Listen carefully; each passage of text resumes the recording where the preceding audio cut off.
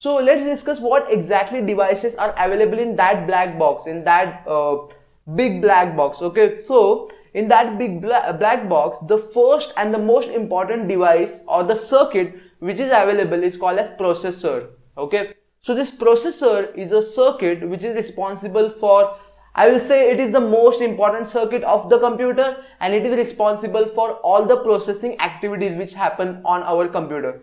So whenever we use a computer, you just try to remember what we exactly do. We give multiple instructions to the computer. So let's say you right click, then you click on copy, then you click on paste. So this copy paste or anything you do on a computer, these are nothing but some set of instructions. So who is responsible for executing this set of instructions? So this machine, this tiny piece of machine or circuit that is called as processor is responsible for executing all the instructions which are provided by the user, or which are provided by the operating system, okay, or which are provided by any software. Okay, so this processor is responsible for the entire processing which happens inside the computer. That's why this circuit is very important. Okay, so what is the work which is done by the processor? It basically processes the instruction that we usually pass to it. Okay, so this is something called as processor. We also call it as central processing unit. So usually we use this term alternative to the processor. Now let's quickly move ahead and let's see what other different devices are available inside that black box. So along with the processor, we also have some storage devices. Okay, just try to remember when you buy a new PC, what specification usually you see.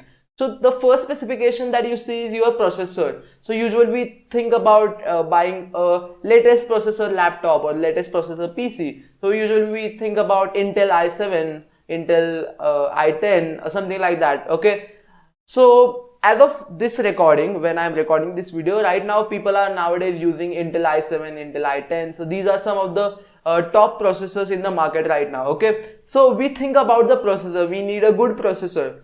Now along with the processor, we also think about the two main factors. The first factor is called as random access memory. So we see what is the random access memory of our computer. And then the another important factor is we also see the secondary disk drive space, that is hard disk. Okay, so let's say you are buying a laptop which has specification like 8 GB RAM and 1 TB hard disk. Okay, so these two are the important specification for us as a user of that laptop or that PC. Okay, so the storage devices, okay, random access memory and your hard disk drive, these are nothing but the storage devices. And I'm just going to discuss about the storage devices. So usually in our computer system, we have multiple storage devices. We as a programmer or a normal user of a computer, we just know about RAM and hard disk drive. But apart from RAM and hard disk drive, there are multiple storage devices which are usually used inside your computer. Okay, so let me name few storage devices along with the RAM and hard disk drive which are used inside our computer system. So you might heard about the read-only memory, which is also called as ROM memory. So this read-only memory is also one storage device. Then if you have heard about this term, that is cache memory, then this cache memory is also one storage device which is hugely used by our computer system, and it has a huge application, or it is very important in order to make your machine more and more efficient. Okay, so these are two more important storage devices which are used inside our machine. Now the storage devices are usually categorized into two categories. The first category is called as primary storage devices and the second category is called as secondary storage devices. Now let me tell you on which basis we are categorizing these storage devices into primary and secondary. See, the central processing unit is responsible for executing the instructions. Okay, so the central processing unit needs the instruction from some storage because these instructions will be stored in some storage devices. Okay, so the central processing unit will need these instructions from some storage device. So we know that we have storage devices like RAM or hard disk drive. So we have, let's say, these two storage devices. Now the CPU has an option. Either it can take instruction from the read-only random access memory, or it can take the instruction from hard disk drive. Which one among them it will choose? Okay, so the CPU will always take the instruction from random access memory. It will never take the instruction directly from hard disk drive. Now let me tell you the reason why the CPU cannot take the instruction directly from the hard disk drive. See, the hard disk drive is a mechanical storage, okay? So by mechanical storage, what I mean is the hard disk drive internally contains some magnetic disks, okay? And this disc rotates, and then there is one header on top of that disk, and that header will write data on that magnetic disk, okay? So it's a mechanical device. I mean, the disk is obviously, I mean, it's gonna rotate whenever you are writing something to the hard disk. So you might have observed whenever you are copying something to the hard disk, you might have observed that there is some sound that you observe, right? So sometimes you might feel that there's some sound coming when you are copy pasting something to the hard disk drive. So why this sound basically comes? Because at that time this disk which is present inside the hard disk drive rotates, okay? And this rotation is a heavy operation. I mean, see, just imagine the disk is going to rotate, then there is a head on top of that, and that head is going to change the magnetic poles of the small magnets which are present on that disk, and in that magnets the data is going to be stored, okay? So data basically gets stored in form of magnetic poles, okay? So it's a huge big operation. It's very slow operation, I will say. So the hard disk drives are usually slow as compared to your random access memory.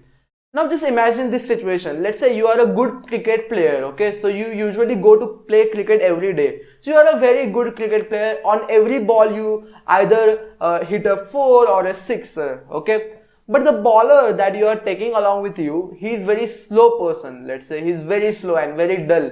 So whenever you are hitting a 6, it takes around 5 minutes for that bowler to catch that ball or to get that ball back and then put the next ball, okay? It takes around 5 minutes. Then what will happen to you? You will get exhausted, okay? Your energy is getting wasted, your time is getting wasted. You have a good potential, but the partner is not good because the partner is not capable of throwing ball at a good speed, okay?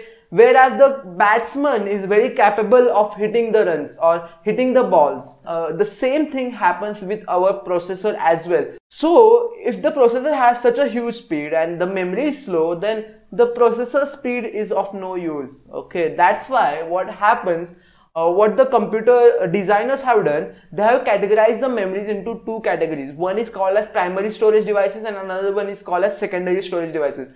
The primary storage devices are directly attached with the CPU. So CPU directly takes the instructions from the primary storage devices. Let me tell you what devices comes under the primary storage. So our random access memory is a primary storage device. Our cache memory is a primary storage device. Our read-only memory is also a primary storage device. Okay, so these are few primary storage devices. So these devices are attached directly to the CPU, and CPU directly takes the instruction from these devices. And these devices are extremely fast because all these devices are electronic devices. None of them is a mechanical device, and as they are electronic devices, you all know that electronic devices usually deal with 0 and 1s, okay? And the electronic devices usually have some circuits like transistor, capacitor, and these circuits are extremely fast as compared to slow revolving mechanical disk, okay? And that's the reason these memories, that is RAM, then ROM and cache memory, these are efficient memories as compared to hard disk drive or your external USB or your CD drive, okay? So these memories are very efficient as compared to the secondary storage devices. So what are the secondary storage devices? Hard disk drive, then your CD drive, then your USB, external USB device, okay? And nowadays there is one more secondary storage device that is called as solid state drive, okay? It is called as SSD, solid state drive. So nowadays all the modern laptops or PCs are getting this solid state drive instead of hard disk drive, okay? So solid state drives are faster as compared to your hard disk drives, okay? But again, solid state drive is also a secondary storage device. It's not as efficient as your random access memory, okay? So I hope now you are clear with the difference between primary storage and secondary storage. Always remember, the CPU will always execute the instruction from the primary storage devices. It will never execute any instruction from the secondary storage device. Now you may ask me this question: what will happen if my instruction is present on hard disk drive and I want to execute that instruction by the processor? So in that case, when your instruction is present on your hard disk drive, in that case what will happen is First, you will have to load that instruction to the random access memory or to primary storage device, and then the CPU can start executing that instruction or those set of instructions. Okay, so CPU will never ever execute any instruction from hard disk drive. Even if the instruction is present on hard disk drive, you will have to copy paste that instruction from hard disk drive to the random access memory or primary memory, and then the CPU will execute the instruction from primary memory or from random access memory. Now when I say you will have to copy paste, it's not actually us as a programmer. Actually this task is done by a very super application in our laptop or on our PC that is called as operating system. Okay, so the operating system will handle all these stuffs for us. So in the next module, I'm going to explain what exactly is the operating system and how operating system is very helpful for us. Okay, so we are going to discuss about operating system in much more detail in the next module. So I hope now you are very clear with the idea behind storage devices in our computer system. Okay, now the next important device which is present inside that black box is called as motherboard. So now let me quickly explain you what exactly is the motherboard, why this circuit is very important. Now this circuit, this big circuit you can see on my screen, this big circuit is responsible for mounting all the small parts of our machine or of our computer. Okay, so whatever parts we have discussed so far, like processor, then memory units, RAM, hard disk, so all these small devices are mounted on this circuit, and that's why it is called as motherboard. Okay, so the motherboard is going to host all the devices of our computer or of our machine. Okay, let's quickly see what are the components of this motherboard, or where exactly on the motherboard the devices are going to fit, whatever we have discussed so far. So you can see this white box over here. Okay, this white box. So this white box is a mounting for our processor. Okay, so this is the place where the processor will be fitted on the motherboard. Okay, now you can see these white strips on the extreme right hand side. So these are called as PCI slots, and these slots are responsible for doing some connection with our machine or for doing some wiring, okay, with the motherboard. Okay, then you can see over here we have a DRAM memory slot. So this is where our random access memory is fitted. Okay, so in this blue slot the random access memory is fitted. Then you can see over here there is a thing called as CMOS battery. Okay, so you might have wondered this thing. Whenever you shut down your laptop or whenever you shut down your PC, even after you restart it or you reboot it, you can see that the date time of your machine is precise. I mean, let's say you shut down your laptop at 6:30 p.m. and let's say you restart it on, let's say, 9:30 p.m. Then on restart, the PC will have time as 9:30. How this happens?